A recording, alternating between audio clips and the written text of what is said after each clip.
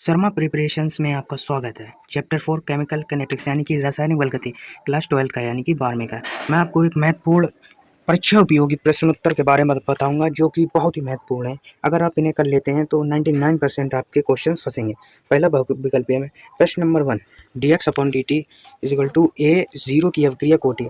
अगर आपको कहीं पर ए दिखती है यानी जीरो दिखता है यहाँ पे, तो आप समझ जाइएगा कि ये शून्य कोटि की है। ये हमेशा आप ध्यान रखिएगा कि शून्य कोटि की अवक्रिया है।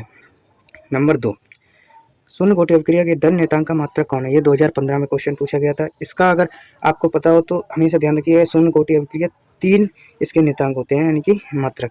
ये देखिए, mole, litre minus second, second minus 1 यानी कि ये सही है। ठीक है, आगे बढ़ते हैं।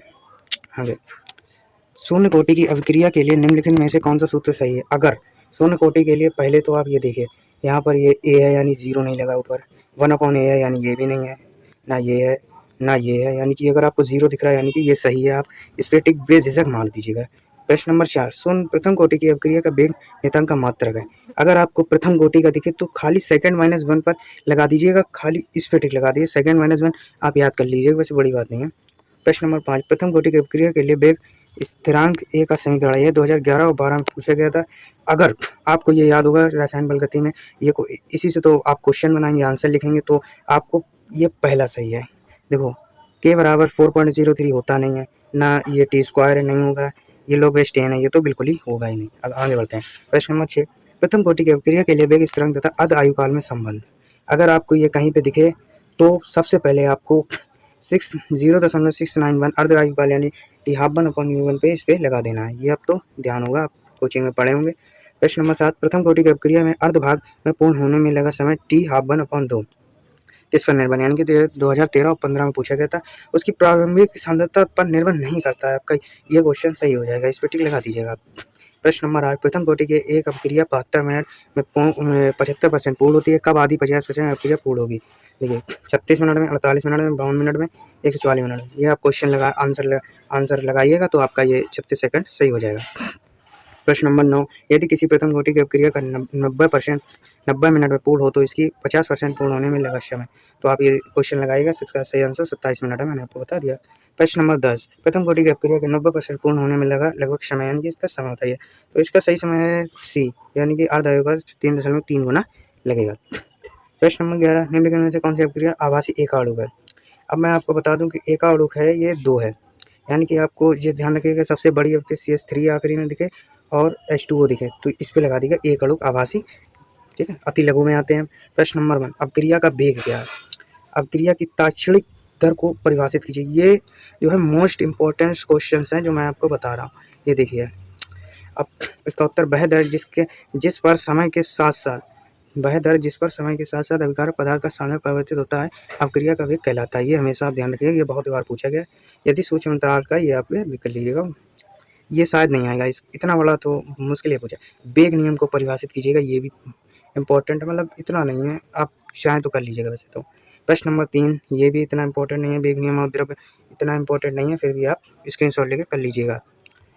प्रश्न नंबर 4, अवक्रिया का वेग स्थिरांक क्या है? ये बहुत इंपॉर्टेंट है, ये 2009 में, 12 में, 17 में पूछा गया था। यदि किसी रासायनिक अवक्रिया का किसी क्षण अभिकारक और आणविक सांद्रण C हो तो उस अवक्रिया का वेग dx/dt होता है। ये तो आप जानते हैं, इसका लिख लीजिएगा, अर्थात ये सब कर लीजिएगा।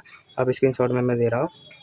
प्रश्न नंबर 5, वेग स्थिरांक तथा साम्य स्थिरांक में अंतर स्पष्ट कीजिए। ये भी इतना इंपॉर्टेंट नहीं है, बस कर लीजिएगा ऐसे। यह वेग स्थिरांक अभिकारक इतना इंपॉर्टेंट नहीं है। प्रश्न नंबर 6, तापीय गुणांक या अभिकारक वेग का इसका संबंध स्पष्ट कीजिए। तब भी आप ये कर लीजिएगा, इस बार केमिस्ट्री बहुत ही कम करती है, इसलिए कुछ भी पूछ सकते हैं। तापीय गुणांक 10 सेल्सियस अंतर के दो भिन्न तापों पर वेग स्थिरांकों के अनुपात के बराबर होता है। ये आप कर लीजिएगा और इसका ये लिख लीजिएगा। प्रश्न नंबर 7 में अवक्रिया की कोटि और वेग स्थिरांक की इकाई लिखिए। ये भी बहुत इंपॉर्टेंट है, ये पूछता है इस बार तो, मुझे लगता है ये पूछेगा। अवक्रिया की कोटि, शून्य कोटि तथा अवक्रिया की मोल लीटर सेकेंड है, इकाई जरूर पूछता है, अभी हमेशा ध्यान रखिएगा। कहा सही बताया कि निम्न अवक्रिया कोटि क्या हुई? इसकी कोटि तृतीय कोटि। अगर आपको कहीं पर 3 दिखे, 4 दिखे तो समझ जाइएगा ये तृतीय कोटि है। चतुर्थ कोटि होती है 3 अणुओं का सांद्रण है, यानी कि तृतीय कोटि है। अब आगे प्रश्न नंबर 9, शून्य कोटि की अवक्रिया क्या समझते हैं?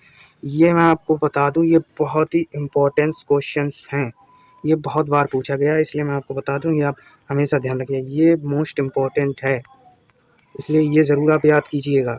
और ये अगर आपने ये कर लिया तो ये मुझे लगता है एग्ज़ाम में बहुत बार पूछता है, हर बार यही पूछता है, इसलिए आपको ये ज़रूर याद करना चाहिए। मैंने आपको इम्पोर्टेंट बता दिए हैं। अब आगे बढ़ते हैं। प्रथम कोटि की अपक्रिया से आप क्या समझते हैं? ये इतना इंपॉर्टेंट नहीं है, मतलब इतना नहीं पूछता, तब भी ये आप याद कर लिए क्योंकि केमिस्ट्री है भाई, बहुत कम कर दिया, इसलिए आप ये सब स्क्रीनशॉट लेके लिख लीजिएगा। अब आगे बढ़ते हैं। लक्षण है, ये तो लक्षण भी देख लीजिए, आप वो कर लीजिए। 11वां, प्रथम कोटि की अपक्रिया के वेग स्थिरांक की इकाई। ये इतना इंपॉर्टेंट है, कुछ मैं कह नहीं सकता हूँ क्योंकि ये बहुत बार पूछता है। Mole litre second minus one आपको के बराबर की इकाई, और होता क्या है, आर अपॉन ए की इकाई, यानी कि एक्स अपॉन टी, वही एक इकाई मोल लीटर और सेकंड माइनस है। ये बहुत इंपॉर्टेंट है। प्रश्न नंबर 12, एक प्रथम कोटि की अपक्रिया। ये आपको क्वेश्चन लगाने पड़ेंगे, ये तो इंपॉर्टेंट है क्योंकि इसमें से हर बार एक एक आता है। ये आप क्वेश्चन लगाइएगा, आंसर मुझे कमेंट में बता दीजिएगा। इसके बाद आता है प्रश्न नंबर 13, एक यौगिक कम्पाउंड परिवार से 1 घंटे 3/4 पूर्ण करता है। ये आप कर लीजिएगा, इतना वैसे इतना इंपॉर्टेंट तो नहीं है, क्या मालूम आ जाए, देख लीजिए, कर लीजिएगा, वैसे तो मुश्किल है। एक प्रथम कोटि की अपक्रिया 10 मिनट में 20% पूरी हो जाती है कि 75% है, तो ये क्वेश्चन है, मैं होमवर्क दे रहा हूँ, आप कर लीजिएगा, ये क्वेश्चन है। प्रश्न नंबर 14 है, हल ये है। प्रश्न नंबर 15, एक प्रथम कोटि की अर्धकाय काल का 59.3 सेकेंड है। ये भी आप कर लीजिएगा, ये भी बहुत इंपॉर्टेंस है, ये ज़रूर आप कीजिएगा। प्रश्न नंबर 16, ये 2000, सॉरी इसमें मिस्टेक हो गई, 2017 करना चाहिए, ये भी लिख लीजिएगा। आगे बढ़ते हैं। प्रश्न नंबर, किसी अपक्रिया का, ये तो मैं बताऊँ, ये मोस्ट इंपॉर्टेंट है, इस बार ये क्वेश्चन जहाँ तक पूछा जाए कि 2016 में पूछा गया, बहुत इंपॉर्टेंट है क्वेश्चन, इसलिए मैं बता रहा हूँ। प्रश्न नंबर, ओरियस आरेनियस का समीकरण दीजिए। आरेनियस का समीकरण क्या है, ये दे दीजिएगा, बहुत ज़्यादा बड़ा नहीं है तो। हाँ, अब आया प्रश्न नंबर 1 लघु में। ये इतना इंपॉर्टेंट है, मैं कुछ कह नहीं सकता, इतना इंपॉर्टेंट है कि ये बार बार क्वेश्चन पूछे।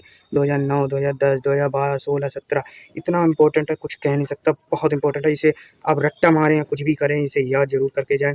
किसी रासायनिक अपक्रिया में भाग लेने वाले, ऐसे समझ लें, आणविकता ऐसे होती है, किसी रासायनिक अपक्रिया में भाग लेने वाले अणुओं की न्यूनतम संख्या को अपक्रिया की आणविकता, मान लीजिए कोई रासायनिक अपक्रिया, उसमें भाग जो अभिकारक लेते हैं उनकी न्यूनतम संख्या को ही अपक्रिया आणविकता कहते हैं। उदाहरण, अमोनिया नाइट्रेट को गर्म करने पर होने वाली अपक्रिया अमोनियम नाइट्रेट का एक अणु भाग लेते हैं।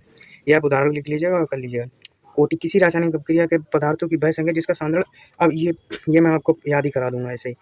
कोई रासायनिक अपक्रिया है, मान लो ये रासायनिक अपक्रिया है, इसमें जो है अभिकारक, भाग लेने वाले अभिकारक ही होते हैं, उनकी अणुओं की संख्या जिनका सांद्रण होता है ना, उनकी प्रगति में परिवर्तित हो जाते हैं, अपक्रिया की कोटि कहलाती है, बस इतना याद करना। और ये तो भाई बहुत इंपॉर्टेंट है, ये भी आणविकता और कोटि में इंपॉर्टेंट है, ये भी बार बार पूछा है, 2010, 12, 17, 18, इसमें तो आप ये ध्यान रखिए, अपक्रिया की आणविकता सदैव एक पूर्ण संख्या होती है जबकि अपक्रिया भिन्नात्मक होती है, ये भी आप याद कर लीजिएगा, बहुत इंपॉर्टेंट क्वेश्चन है। प्रश्न नंबर 3, ये तो प्रथम कोटि का अपक्रिया वेग स्थिरांक का सूत्र आपको मालूम होगा, के बराबर, मतलब वेग स्थिरांक बराबर 2 दशमलव, सॉरी मैं कहाँ पे पीछे आ गया थोड़ा, एक मिनट, ले आया कहाँ पे था, ये था, नहीं इससे पीछे आ गया, लघु में आ गया।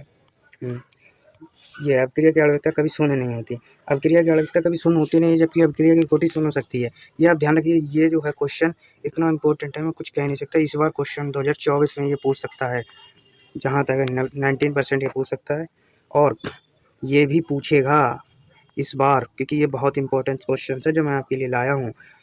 ये प्रथम कोटि का व्यंजक क्या है, के बराबर 2.303 अपॉन टी, ये बहुत ही इंपॉर्टेंट है, ये जरूर पूछेगा, ये आप ध्यान रखिएगा। प्रश्न नंबर, सिद्ध क्रिया प्रथम नंबर 3/4, ये तो आप अगर कोचिंग जाते हैं कोचिंग एकदम इसका क्वेश्चन बता दूंगा, ये आपका लिए प्रथम कोटि का समीकरण लिखिएगा, और बहुत है। प्रथम कोटि की एक अभिक्रिया में यदि कोई पदार्थ अपनी प्रारंभिक मात्रा का, ये भी क्वेश्चन है, ये भी याद कर लीजिएगा। और प्रश्न नंबर 7, एक प्रथम कोटि का, ये भी आप याद कर लीजिएगा, देखिए मैं आपको स्क्रीनशॉट लेके लिख लीजिएगा, ये भी है। प्रश्न नंबर 8 भी, ये भी आप याद कर लीजिएगा। आभासी और एक अणु, ये मोस्ट इंपॉर्टेंट है, बहुत इंपॉर्टेंट है, ये बहुत बार पूछा, ये भी जो इंपॉर्टेंट है मैं आपको बता रहा हूँ, किस बार पूछ सकते हैं। आभासी एक आणुक अपक्रिया को उदाहरण सही समझाइए। भाई अपक्रिया जिसकी कोटि 1 हो, तो आणविकता 1 ना हो, लेकिन मैं आपको सिंपल से बता, आभासी एक अणु पूछे तो जिसकी कोटि 1 हो, आभासी एक अणु, देखो एक अणु यानी एक कोटि, कोटि का है लास्ट में, ये बताइए का है लास्ट में, तो समझ जाइए एक कोटि है, एक कोटि और एक जिसकी आणविकता 1 ना हो उसे ही वो कहते हैं। प्रश्न नंबर 10, सक्रियण ऊर्जा, ये भी, ये इतना इंपॉर्टेंट नहीं, वैसे आ सकता है, ये भी आ सकता है। प्रश्न नंबर दीर्घ में बता रहा हूँ, ये 5 नंबर का क्वेश्चन पूछता है, अपक्रिया का वेग उत्प्रेरक, इस बार पूछ सकता है 2024 में, कोई बड़ी बात नहीं है।